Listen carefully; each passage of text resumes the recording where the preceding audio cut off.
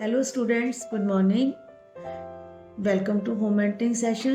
I am Bindu Goyal, the SD Vidya School, Ambala Can. I am your Hindi teacher. आप में से कुछ लोग मुझे जानते हैं और कुछ शायद नहीं जानते, अब जान जाओगे। तो आज हम वसंत भाग 3 का पाठ 1, वसंत भाग 3 का पाठ 1 जिसका नाम है ध्वनि। ये एक कविता है, वो हम ध्वनि करने जा रहे हैं और जिसके लेखक हैं, जिसके कवि हैं सूर्यकांत त्रिपाठी निराला। जब भी हम कोई पाठ शुरू करते हैं तो सबसे पहले हमें उस पाठ का नाम और उसके लेखक का पता होना चाहिए। तो पाठ का, कविता का नाम क्या है? ध्वनि। और लेखक कौन है? सूर्यकांत त्रिपाठी निराला। आज हम सूर्यकांत त्रिपाठी निराला द्वारा लिखित कविता पढ़ेंगे जिसका नाम है ध्वनि। अब ध्वनि का अर्थ क्या होता है?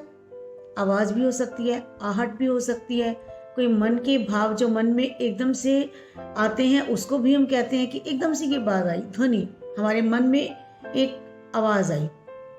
तो इस कविता में भी कवि मानव के मन में वसंत रूपी उत्साह के आगमन की बात कर रहा है। कवि कहता है कि उसके जीवन में काफी समय के बाद, बहुत समय के बाद खुशियां आई हैं, अतः उसका अंत अभी नहीं हो सकता। कहने का अर्थ क्या है कि कवि आशावान है। कवि को अभी बहुत उम्मीदें हैं जीवन से, समाज से, दुनिया से। वो कहता है कि अभी मेरा अंत नहीं हो सकता, अभी मैं इस दुनिया से नहीं जाने वाला, क्योंकि अभी अभी तो मेरे मन में खुशियां आई हैं। और कवि यह भी कहना चाहता है कि उसके जीवन में कितनी भी मुश्किलें क्यों ना आए, कितनी भी मतलब कितनी भी मुश्किलें क्यों ना आए, वह अपने आप को निराश नहीं होने देगा। इसका अभिप्राय यह है कि हर मनुष्य के जीवन में मुश्किलें आती हैं। अब ये मनुष्य का कर्तव्य बन जाता है, हम सबका मोरल ड्यूटी बन जाती है हम सबकी, कि हम अपने आप को निराश ना होने दें। हम उस निराशा में से भी आशा की एक किरण ढूंढ लें। तो कवि कहता है कि उसके मन में जीने की इच्छा है, वह खुद के लिए और दूसरों के सुख के लिए अभी यहीं रहेगा। कवि कहता है कि मैं प्रत्येक फूल से आलस खींच लूंगा, अर्थात जो लोग जीवन में निराश और हताश हो गए हैं उन्हें हम अपनी उम्मीदों और खुशियों का रास्ता दिखाकर उन्हें भी आशावान बना देंगे। इससे क्या होगा? इससे जनमानस में खुशी और सुख के पल आ जाएंगे। अब मैं आपको एक सिंपल सा एग्जांपल देती हूँ। आपने पेड़ देखा होगा कि किसी पेड़ पर तो बहुत अधिक फल होते हैं, पत्ते होते हैं, फूल होते हैं, और कोई पेड़ जो बिना फल के, बिना फूलों के, बिना पत्तों के खड़ा रहता है। तो क्या वो पेड़ टूटकर गिर जाए क्योंकि उसके ऊपर पत्ते नहीं आए हैं? नहीं। उसे किस बात का इंतजार करना है? वसंत आने का। क्योंकि वसंत आने से पहले पतझड़ ऋतु आती है जिसमें पेड़ के सारे पत्ते झड़ जाते हैं, पेड़ बिल्कुल ठूट हो जाता है, खुश्क रह जाता है। लेकिन जैसे ही वसंत ऋतु आती है तो उसमें फिर से नए नए पत्ते आ जाते हैं और नए नए फूल आने लगते हैं, फल आने लगते हैं। तो कहने का लेखक इससे क्या संदेश देना चाहता है? प्रकृति के इस रूप से यह संदेश देना चाहता है कि इसी प्रकार मनुष्य के जीवन में भी बहुत सी कठिनाइयां आएंगी, जब वो निराश भी हो जाएगा, लेकिन उसे निराश नहीं होना है। जैसे रात के बाद दिन आता है, उसी तरह दुख के बाद खुशी भी आ जाती है। अगर दिन ही दिन हो, रात ना आए, तो हमें दिन का महत्व पता ही नहीं चलेगा।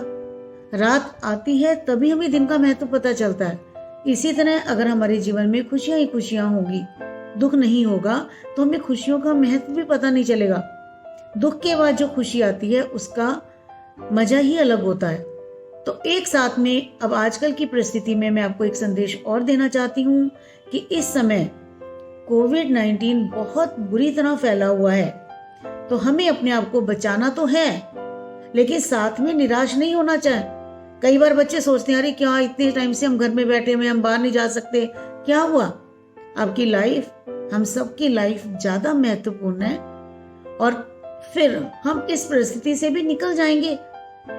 हम थोड़ा अपने ऊपर संयम रखें, थोड़ा अपने ऊपर कंट्रोल करें, तो हम इस परिस्थिति से निकल जाएंगे और हम फिर से खुशियों को, फिर से वही ऊर्जा, उसी ऊर्जा को प्राप्त करेंगे। अब मैं आपको कविता की व्याख्या करवाने जा रही हूँ। वैसे तो ये जो हमारा चैप्टर है, ये लेसन है आरटीसी है, ठीक है। पैराग्राफ होगा, उसके नीचे क्वेश्चंस होंगे, आपको आंसर करने हैं। लेकिन आंसर अब तभी कर पाओगे जब मैं आपको इसकी व्याख्या समझा दूंगी। एक बात और, मैंने अभी पहले आपको बताया था कि ये कविता है, तो कविता को पढ़ने का जो ढंग है वो अलग होता है। ऐसे तो हम लेसन पढ़ते हैं, आपको कि मैम पढ़ना तो हमें आता है, सिंपल सा। जैसे अब ये कविता है, मैं आपको पढ़ के दिखा रही हूँ। अभी ना होगा मेरा अंत, अभी अभी तो आया है मेरे वन में मृदुल वसंत, अभी ना होगा मेरा अंत। आपने सिंपल पढ़ दिया। ये क्या है, आपने लेसन की तरह, पाठ की तरह पढ़ दिया। लेकिन कविता को पढ़ने का जो तरीका है थोड़ा सा अलग होता है। कविता को हमें कविता की तरह पढ़ना है। फिर अगर हम सेम उसी तरह पढ़ेंगे तो कविता और पाठ में कोई फर्क नहीं रह जाएगा। तो हमें कविता को कविता की तरह पढ़ना है। उसके लिए हमें एक विशेष बात का ध्यान रखना है, लाइन का, पंक्ति का जो अंतिम अक्षर होता है, कई बार वो अक्षर तुकांत भी हो सकता है। तुकांत का मतलब होता है तुक लगी होती है, जैसे अंत, अनंत, तो वो हो गया वर्ड तुकांत। तो हमें उस पंक्ति के अंतिम अक्षर पर थोड़ा सा बल देना है। अब कविता, मान लो इस कविता को हम पढ़ेंगे, तो मैं आपको पढ़कर बता रही हूं कैसे पढ़ेंगे। अभी न होगा मेरा अंत, अभी अभी ही तो आया है मेरे मन में मृदुल वसंत, अभी न होगा मेरा अंत। अब आपको इस तरह पढ़ने में और पहले जब मैंने पढ़ा था कुछ अंतर नजर आया होगा। तो कविता को बच्चों कविता की तरह पढ़ना है। आपको जिनके भाव आते हैं, जिसकी व्याख्या आती है, जिसका मतलब समझ में आता है, उसको आप और भी बहुत अच्छे से पढ़ सकते हैं। तो अब मैं आपको इसकी व्याख्या समझा रही हूं। पहले पैराग्राफ की, फर्स्ट पैराग्राफ की आपको व्याख्या समझा रही हूं। अभी न होगा मेरा अंत। कवि निराला जी कहते हैं कि अभी उनका अंतिम समय नहीं आया है, अभी उनका अंत नहीं हो सकता, अभी अभी ही तो आया है मेरे वन में मृदुल वसंत। अब यहाँ जो वन है वो किसका प्रतीक है? मन का। मृदुल मतलब कोमल, वसंत मतलब वसंत ऋतु, जिसमें नए नए पत्ते निकलते हैं, नए नए फूल आते हैं। तो क्या कहता है कि अभी अभी तो आया है, कि अभी अभी तो मेरे मन रूपी वन में मृदुल कोमल वसंत का आगमन हुआ है। कि जैसे वन में वसंत आती है तो सारे पेड़ पौधे खिल जाते हैं, नए नए पत्ते आ जाते हैं, उसी तरह मेरे मन में अभी अभी कोमल आशाओं का, नई आशाओं का संचार हुआ है। तो इसलिए मेरा अंत अभी नहीं हो सकता। हरे हरे ये पात, क्या है हरे हरे ये पात? मैंने आपको बताया था पेड़ों पर क्या आ जाते हैं वसंत ऋतु में? हरे हरे पत्ते, और बड़े सुंदर कोमल कोमल, और बहुत ही अच्छा हरा रंग होता है उनका। कि अभी हरे हरे पत्ते, डालियां कलियां कोमल गात। और कैसा हो गया उसका? कोमल गात, शरीर बहुत कोमल है। शरीर कोमल कैसे है? क्योंकि कोमल कोमल पत्ते आए हैं। जैसे जब बच्चा पैदा होता है, छोटा होता है, तो क्या होता है, छोटे बच्चे की जो स्किन है बहुत कोमल होती है, बहुत सॉफ्ट होती है, और एक अलग सी चमक होती है ना। जैसे जैसे हम बड़े होते जाते हैं हमारी स्किन के टेक्सचर में चेंज आता जाता है। तो उसी तरह जब पेड़ों पर नए नए पत्ते आते हैं तो उनका रंग अलग होता है, बहुत कोमल होते हैं। वो कहते हैं हरे हरे ये पत्ते, कि मेरे अभी तो कोमल वसंत मेरे मन में आया है, और क्या आया उस पर?